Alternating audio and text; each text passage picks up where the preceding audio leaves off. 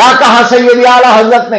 اہل سنت کا ہے بیڑا پار، اصحاب حضور نجم ہے اور ناؤ ہے اطرت رسول اللہ۔ سبحان اللہ، نبی پاک علیہ السلام نے اپنے صحابہ کے بارے فرمایا اصحابی کن نجوم بیئہم اقتدیتم اہتدیتم، فرمایا میرا ابو بکر بھی ہدایت کا پیکر ہے، میرا عمر بھی ہدایت کا شاہکار ہے، میرا عثمان بھی ہدایت کے نور سے مالا مال ہے، میرا علی بھی ہدایت کی ضیاء سے درخشاں ہے۔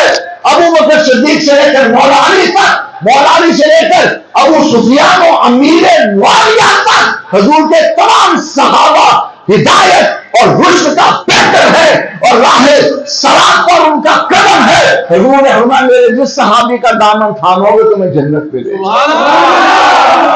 حضور کے اس فرمان عالی شان کا مطلب کیا ہے کہ جس طرح آسمان پہ ستارے روشن ہے نا، اور ستاروں کو دیکھ کر بندہ سمت کی ڈائریکشن اور سمت کا تعین کرتا ہے کہ یہ مشرق ہے، یہ مغرب ہے، یہ شمال ہے، یہ جنوب ہے، میں نے مشرق کی طرف سفر کرنا ہے یا مغرب کی طرف جانا ہے یا شمال کی طرف جانا ہے یا جنوب کی طرف جانا ہے۔ اندھیرے میں یہ ستارے بتاتے ہیں۔ پرانے وقتوں میں راتوں میں جو سفر ہوتے تھے، خاص طور پہ سمندروں کے سفر، وہ ستاروں کو دیکھ کر ہی ممکن ہوتے تھے۔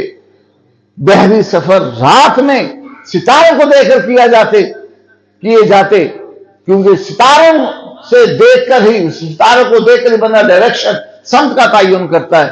تو حضور نے اس ایک لفظ میں ارشاد فرما دیا جب کفر اور ضلالت کا اندھیرا چھا جائے تو میرے ابو بکر کی روشنی میں سفر کرنا، میرے عمر کی روشنی میں سفر کرنا، میرے عثمان میرے علی کی روشنی میں سفر کرنا۔ تو حضور سفر تو کرنا ہے تو کشتی بھی تو چاہیے، بیڑا بھی تو چاہیے۔ فرمایا ہاں ستارے ابو بکر عمر عثمان علی ہیں، اور جو کشتی ہے جو بیڑا ہے وہ حسن حسین ہے۔ حسن حسین کا دامن تھامو گے تو ویسے ہی کشتی میں پناہ ملے گی جس طرح حضرت نوح کی کشتی میں سوار ہونے والوں کو پناہ مل گئی۔ حضور نے کھلے لفظوں میں فرمایا کہ میرے اہل بیت کی مثال سفینہ نوح کی مانند ہے کہ جو اس میں سوار ہوا نجات پا گیا، اور جو اس میں سوار نہ ہوا ہلاک ہو گیا۔